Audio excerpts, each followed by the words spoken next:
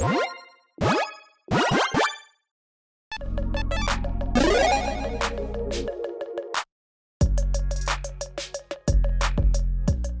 everyone, Mitch coming in from Not the Commander's Core studio. Welcome to the show. So spoiler season rages on, and this commander is probably gonna cause some players to rage. Like that transition right there? I just thought about it on the fly. Anyways, now I'm just rambling. Let's jump into this crazy commander. So Vannifar is back at it in a new and crazy way. I mean, the old way was maybe even crazier, being like a pod chain kind of thing. But this one's like, hey, let's talk about it. A 3/4 elf ooze wizard, because that's a thing that costs 4 mana in Simic. Beginning of combat in your turn, choose 1. Cloak a card from your hand, which means that you put it on the battlefield face down as a 2/2 that has ward 2, because wizards love just throwing ward on everything. Turn it face up anytime for its mana cost of a creature card. Put a +1 counter on each colorless creature you control as the other option. Now, as enticing as it is to be like, ha ha ha, I will get a creature into play, I will get another creature into play, and then I will start getting counters on them. Woo! No. Nuh-uh, that's not how this is gonna go. I mean, that might go that way for some players out there. Maybe like a colorless tribal deck in a way, potentially. No, that's not how this is going to go. The way that this is going to go is players are gonna cheat out absurdly large things, and then very simply, since they are in blue, blink them. And then all of a sudden, instead of paying 12 mana for that massive permanent in your hand, you just cheat into play, and then you flip it over, and then you're like, I win! And that's basically how this works. And this can go very, very quickly. Again, let's say you just normal ramp, okay? Normal ramp. Not even saying like, turn 1, Soul Ring, turn 2, Signet, ha ha! Or, no. Turn 2, Rampant Growth, okay? You go, you get your basic land into play. Next turn, it's turn 3. Turn 3? Yes, turn 3. Get your commander into play. Cool. Go to combat, take 1 thing from your hand, cheat into play. Awesome.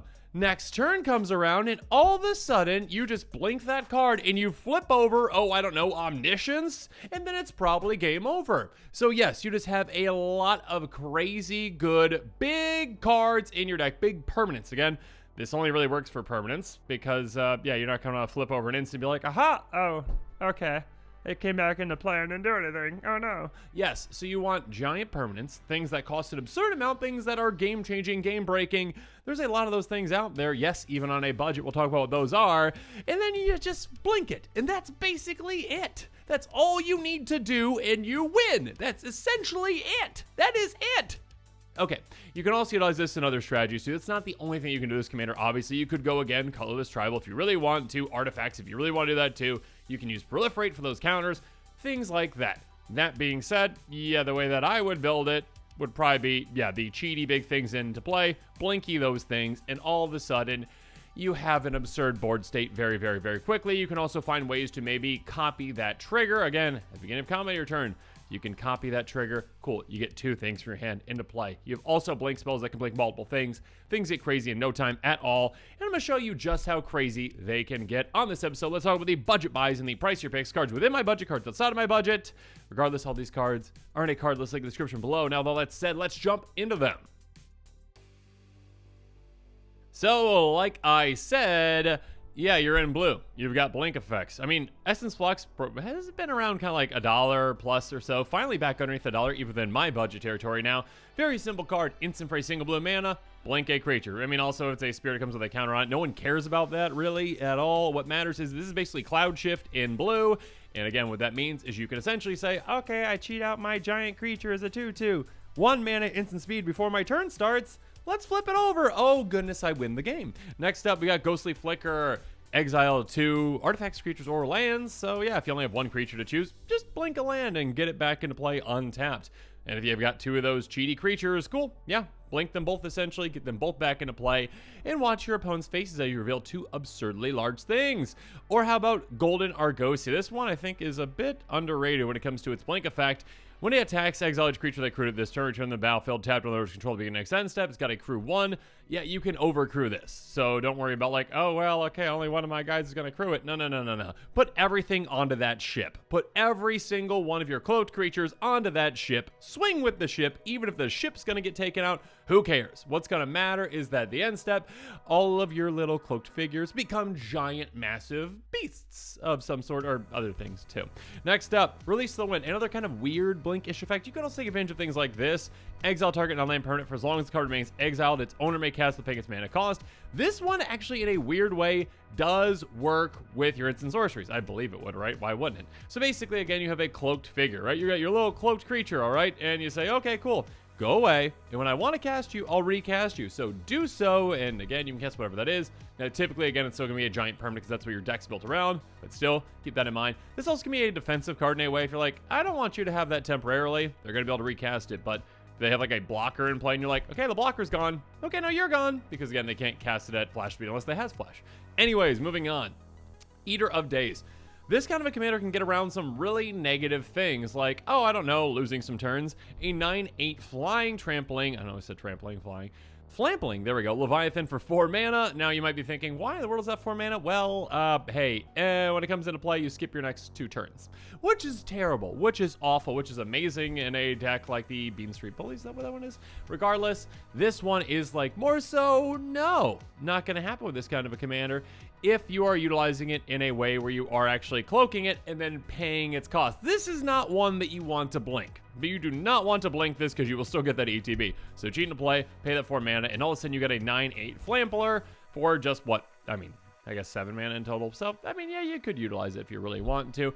But keep in mind, there are ones you can get around with that, but just be careful, okay? Just be careful. Moving on, we've got Jadzi, Oracle of Arcavios. I mean, the backside really quick first. It can help you ramp to get more lands into play. You may put any of your land cards from your hand on the battlefield, and if you control 8 or more lands, you can discard a card to bring this right back to your hand. Regardless, if you are worried about the front side, again, get your commander out, cheat up this 8 mana creature. It's a 5/5, discard a card to bounce back to your hand if you really want to, but also Magecraft, whenever you cast or copy an sorcery spell, if you're the top card of your library, it's not land, you can pay 1 instead of paying its mana cost to land upon the battlefield. Yeah, you're going to have a lot of instant sorceries again with all those blink effects in the deck, so utilize those to essentially say, oh, okay, cool. Oh, I revealed something massive. Let's pay 1 and cast it for free, essentially. I mean, paying 1 to cast it for free. You're paying 1 to cast it. Absurd. Next up, Sandware Convergence. Enchantment that I absolutely love. 8 mana. So again, you can even cheat out enchantments, of course. It's still a 2/2 ward 2. People don't know what it is. They think it's probably a creature, and you're like, aha. No, I blink it, and all of a sudden, I've got this giant base, essentially, this giant deterrence. Because creatures out flying can't attack me, or planeswalkers I control, which is lovely, and I can just shut down certain decks. Again, if Dragon deck doesn't deal with this, they're not coming through on you. I mean, I guess there are certain dragons that are not flying, but the vast majority do. Next up, beginning of your end step, create a 5/5 green worm creature token. Yeah, you're going to be getting that ground force set. You're going to be getting worm after worm after worm. Have fun with those. Next up, Tidespout Tyrant. Finally budget friendly again. Apparently just this art version of it. A 5/5 Djinn with flying for 8 mana in total. Whenever you cast a spell, bounce target permanent back to its owner's hand. This is a brutally effective card. So good late game, but again, with this commander, it can even be early game. You can actually get this out again if with that one scenario, right? Technically as a cloaked figure, right? On turn, what I say, 4? Essentially 3? And then turn 4, flip it, and then keep casting spells. Bounce your opponent's lands. Bounce your opponent's lands. Probably is what you're going to be bouncing. You're probably going to be bouncing their lands, and the game's going to be over because they only have like 3 lands in play each, and you're like, okay, goodbye, goodbye, goodbye, goodbye. Let's start over again. So, yeah, that's kind of mean, but the game's got to end at some point, right? We've only played 4 turns. That's a long time. Yeah, you might lose some friends by going by that strategy, but at the very least, you can bounce their creatures or other things. Whatever you're going to bounce, slow them down. Speaking of slowing players down, how about a turn 4 Pathrazer of Ulamog? Gross! 9/9, Annihilator 3, so when it attacks a player, they gotta sacrifice 1, 2, 3 permanents. Goodbye. Again, it's not my fault you only have lands out. It's your fault for not going quick like I'm going. I'm playing Simic. Isn't this fair? Anyways, it can't be blocked except by 3 more creatures. So yeah, if you get it out early like this, your opponents are not going to be able to block it. They're also going to be losing a lot of things and having to decide, okay, well, like, do I sacrifice my mana rock or my land? Oh no. Yeah, the game's going to be over quite quickly if you get this deck going fast enough. Speaking of which, Fierce Empath. This is a great card for this kind of a deck. ETB, search life for a creature card, convert make cost 6 or greater, reveal, open your hand, then shuffle.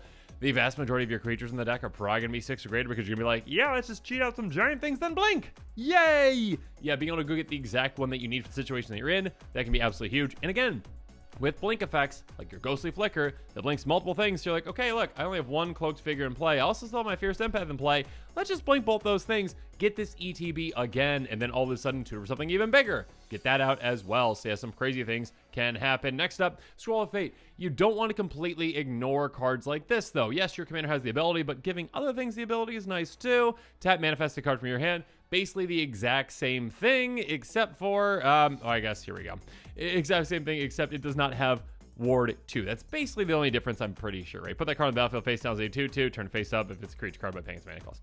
Yeah, basically the exact same thing. So essentially this is a repeatable way, again, to get your commander's effect. So getting more things in play. Yeah, it doesn't have Ward 2, but that's going to be okay, because even if your opponent targets it, which they won't know which one to target anyways, right? They'll be like, okay, that's a cloaked figure, that's a cloaked figure. It's kind of a risk for them to try to target any of these because they're going to have to, use a removal spell, number 1. Number 2, pay 2 extra on the removal spell if it is warded. If it's not, But also know that you have blink effects in your deck, and if you have mana up, you could probably just like, oh, Essence Flux. Okay, cool. I'll blank it. You just wasted a removal spell, and I got my giant thing anyways. So yeah, your opponents are going to have to be wary. But now with the pricier picks, one card that will never be budget-friendly, Displacer Kitten, a 2/2 cat beast for 4 mana avoidance. Whenever you cast a non-creature spell eggs up to one target non-land permanent you control, then return that card to the battlefield under its owner's control. This is an absurdly good card. It's like, hey, did you just cast a blink spell? Congratulations! Blink another thing. Have fun. Congratulations. Oh, you cast a rampant growth? Oh, blink something too. Yeah, the amount of value you can get out of this is absolutely absurd, especially for a deck like this. Speaking of value, yeah, Conjurer's Closet. This is a card that's just a great card for any kind of an ETB deck, but also one that just wants to blink things like this commander does. Artifact for 5, beginning of your end step. Blink a creature, essentially. So just, again, hey, cool. On combat, you put down your little cloak figure 2/2. End of turn, you're like, hey, everyone, it's actually this, and I cheat into play, and now you lose. That's the little song you're going to sing. Moving on, Karlov Behemoth. Again, you're going to be utilizing a lot of blink effects. So obviously, that can work really well with a giant Karlov Behemoth. 5/5, Hasty Beast for 8 mana, enters the battlefield. Creature control, again, trim will get +X/+X until turn X, then creature control. Again, this is not one of those creatures who are going to be like, okay, I get into play with my cloak. All right. And then I pay to flip it over. No, you don't do that. What you do is you blink it, and then it comes back into play. You get that ETB, and your opponents are very gone because it's a crazy, crazy good card. And then, of course, if you need to blink it again, and pump your creatures in further and take your opponents out even further. Moving on, Portal Phyrexia. Again, it doesn't have to be creatures. It can be something massive like this. An artifact for 9 mana. Who wants to pay that? I mean, you're in Simic, right? So you probably could pay that, but you know what?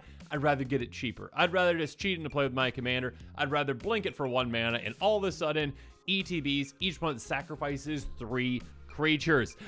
That's already really nice for you, not for your opponents. And also on top of the beginning of your upkeep, put target creature card from a graveyard on the battlefield under control. It's also a Phyrexian. So now you're like, hey, not only do I have the biggest and best creatures on the board, I'm also stealing your biggest and best creatures and then smacking you with them, and then smacking you more with them. And now you're gone. And you probably left my house because you are just sad that I beat you with this extremely obnoxious Simic deck. Anyways, moving on. We've got Kozilek Butcher of Truth. Yeah, the Eldrazi are definitely going to be a thing with this commander where you're like, okay, what kind of giant things can I cheat and play with this commander? The first thought is like Eldrazi. You're like, okay, cool, yeah, Kozilek. I don't really want to cast him, 10 mana, whatever. Let's just get him to play. Now, it does say when you cast a spell, draw 4 cards. Unfortunately, if you don't actually end up casting this, oh darn, you don't get the 4 cards. That being said, what you do get when you, again, cheat into play and then blink it is a 12/12 with Annihilator 4. That if your opponents ever deal with it and it goes to your graveyard, you get to shuffle back in your library so you can get it again. Regardless, 12/12 Annihilator 4, that's going to just decimate your opponents. Again, I already talked about Pathways or Ruin Log. Just picture with this on turn 4 and your opponents are like, I only have 4 lands in play. Oh no! Yeah, they're gonna be gone in no time at all. And it's not your fault, right? You're not playing land destruction. You're not playing land destruction. It's not on you, right? You're just playing Annihilator cards that you're getting out super early. Next up, Omniscience. So I kind of mentioned this one earlier, but it might be like the perfect card to essentially get out with this commander because you're like, okay, enchantment for 10 mana. Not gonna play that for a long time. But again, with this commander, you're like, oh yeah, turn 4, it's out. Have fun. You may cast all cards from your hand without paying their mana cost. Yeah, just being able to, again, turn 3, get the commander down. Turn 4, blink, get this out essentially again, and you're like, oh, okay, cool. yeah, I'll just play my entire hand, and I win. Cool. That's basically game. Blightsteel Colossus, yeah, another way to take a player out extremely early. Can you imagine just be like, okay, there's a little cloak figure. Oh no, it's a Blightsteel Colossus. I'm gone. Yeah, 11/11 Trample, Infect, Indestructible for 12 mana. Who wants to pay that? Don't pay it. Just cheat into play. Also, again, like the Eldrazi, shuffles if it's ever dealt with, really. And then, of course, at this higher budget threshold, we also have $180 apparently to spend on Survival of the Fittest. Enchantment for 2 mana, pay green, choose and discard a creature card, go get any creature card in your library, and then put in your hand. Yeah, this is going to be a great card to set yourself up. Again, you might have other creatures like a Springbloom Druid or whatever, or Fierce Empath, which I talked about earlier, which technically also would tutor too. But basically, being able to pay 1 mana, discard that lesser creature card, go get one of those giant things. Yeah, your opponents are going to know what it is. So like, okay, that cloaked figure, I'm pretty sure it's a Blightsteel Colossus because I just went tutored for a Blightsteel Colossus. Even if they know what it is, they're probably not going to be able to stop it for all the reasons we already talked about. How about shared summons? Let's get 2 of them. Again, if we've got things like, our Manifest Scroll of Fate in play as well, or ways to double up on that trigger from our commander, yeah, let's just get this instant speed, go get 2 creatures, and then, yeah, get them in our hand, and then all of a sudden just cheat into play, then blink into the Ghostly Flicker, and all of a sudden, again, we get like our 2 best creatures out of our deck into play very, very, very, very quickly, and your opponents are not going to last very long. But now as this episode is coming to a close, it's time for me to hear from you. So in the comments below, let me know what your thoughts are on this disgusting Elf Ooze commander. Yeah, it's pretty disgusting being able to do that. I mean, yes, you could just go, okay, like colorless tribal, artifact tribal, whatever, essentially being like, okay, yeah, I get things into play, cool, I get counters on them, I proliferate, yay. But of course, I think most players are probably going to do, no, Eldrazi, cheat them in the play, blink them, yay! Turn 4, Blightsteel in your face, haha! Yeah, I think that's more so what's going to happen. Regardless, if you are interested in this commander, make sure you check out that card list link in the description below. Consider picking up some of those cards. Stay tuned to this channel for more exciting quick takes and spoilers. And of course, as always, thanks again and have a good one. This show and episodes like this one are possible thanks to viewers like you. If you're looking for an easy way to help support this show, make sure that you like, share, and subscribe. Also, hit that bell notification icon so you don't miss any new episodes. You can also go check out our playmats and other merchandise at thecommandersquarters.com. We also have a ton of brand new t-shirt designs in stock, so make sure you check out those as well. Another easy way to support this show is with our TCG Player affiliate links. So whether you're buying a deck or individual cards, you can use this general link right here or one in the description. And the final way that you can support this show is by supporting us directly by becoming a patron. There are many benefits to being a patron, and I truly couldn't do this without all of their support.